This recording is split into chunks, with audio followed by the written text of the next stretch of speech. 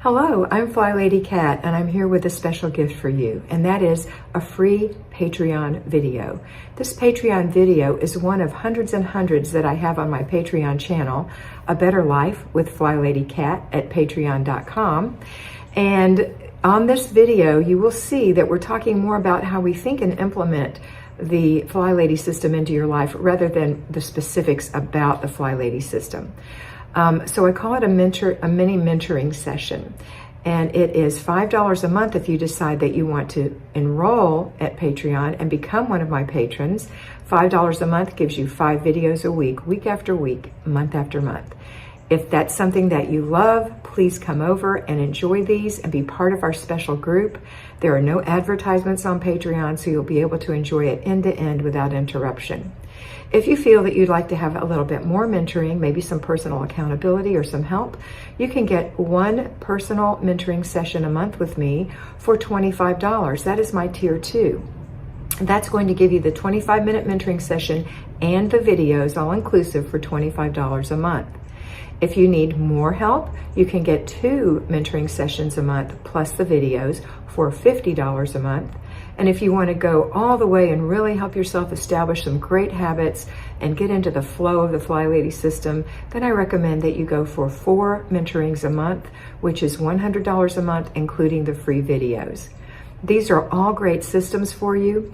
If you can't join Patreon, that's fine. Do your best on the FlyLady system here on this channel. I'm sure you can, but if you do need some help, please come over and see how you like it.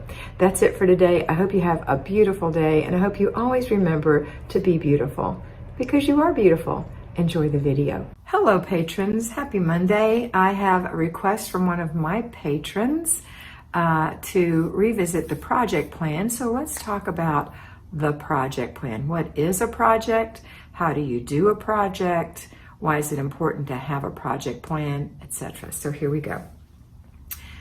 Let's say that you've been doing your zones and there's just something that's really bugging you. And every time you work in this zone or that zone, you feel like you should be doing this other thing. It could be your garage, it could be your craft room, it could be a number of things. Whatever that thing is, that can become a project. And when you do a project, you drop zones. You must clutter check 3 times a day to keep the current zones at a level. You don't want that to go down. You don't want that to be worse when you come back. You want to keep it, maintain what you've gotten so far. So that's clutter checks that are going to keep it that way. But if you have a project, it's something that's bugging you and you need to get it done. So here's what we're going to do. Get a piece of paper. If you have something that's bugging you like that, it could be a shed, it could be the attic, it could be the guest room, it could be the office, it could be the laundry room, it's usually one of your other rooms in your house or some outbuilding. So whatever it is, it could be your storage unit that you want to get rid of. Doesn't matter what it is, take a piece of paper and at the top write the title. So let's say it's a storage unit. So you write storage unit. Then you're going to write a mission statement. The mission statement is what you intend when this is all over for this to look like. So in the example of a storage unit, your mission statement would say something like, I'm going to systematically empty the entire storage unit and no longer have to pay $67.50 a month to maintain storage for my clutter. Something like that. Or let's say it's a craft room and you want to use it as a sewing room and you want to change it into who knows what else. A sewing room and let's say it's a homeschooling room. Sewing room and a homeschooling room. So you would call it the homeschooling room or the sewing room, whichever is the major thing that's going to happen in there. And your mission statement would be to get all of the crafts out of this room and given away, because we don't do them, and have a nice area set up to homeschool, to keep the homeschooling materials, and to keep the rest of the house more streamlined. Also, an area for me to sew, or for the children to learn to sew, or whatever. So you just write in your little, whatever it is. These can be not at all involved with what you're doing, and that's fine, but you get the idea.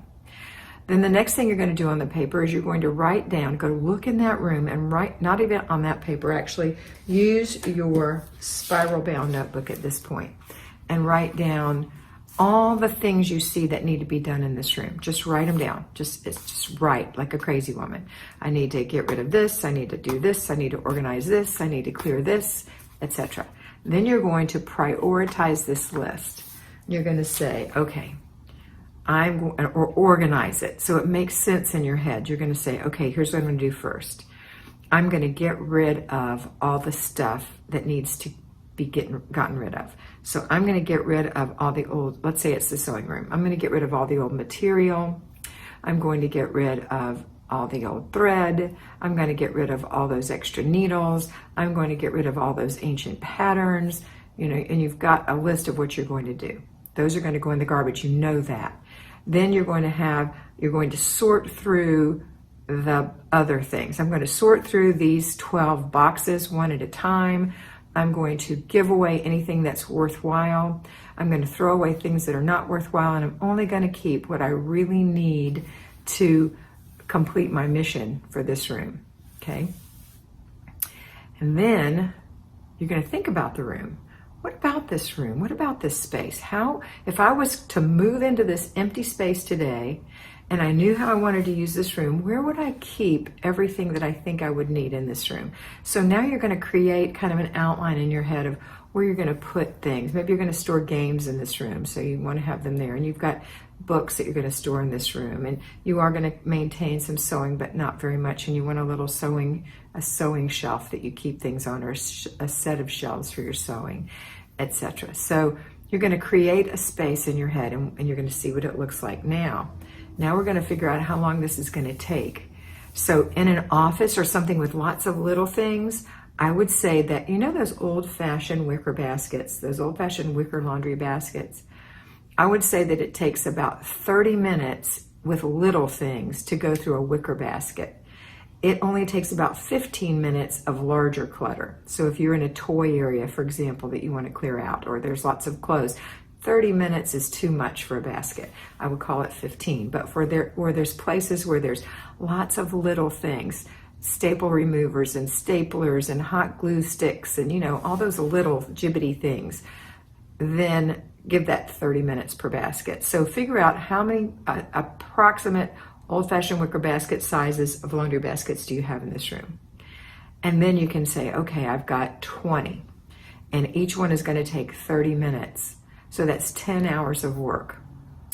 If you are doing this 30 minutes a day, which I allow 30 minutes a day on projects, not 15. So if you do this for 30 minutes a day, 4 days a week, that's 2 hours. So if you have, what did I say? You had 20 baskets, and that was 10 hours. So 2 hours a week, 2 hours into 10 hours is 5 weeks. So it's going to take you 5 weeks to get it done. However, I always add an extra week for slippage. Things take a little longer, somebody got sick, etc. And this could be fluid in the end. You may have to move it a little bit more. If it takes less time, don't worry about it. If it takes more time, you may have to move it out a little more. But what I'm going to tell you to do now is get your planner. Say when you're going to start this project. Count off, in this example, 6 weeks. 5 weeks that it's going to take in the 1 week of slippage, and say that's your end date. Up at the top in the right hand corner, start date, end date. Now take the list that you wrote in your spiral notebook and write what you're going to do every 30 minutes in that room, so that when you go in, you're not like, oh, this is why I never cleaned it. It's too overwhelming. I'm not going to do a project. I'm going to go back and do zone 2, the kitchen. Okay, so if you go in there and you say, okay, today I have to go through these 2 boxes. Tomorrow I'm going to go through these 2 boxes.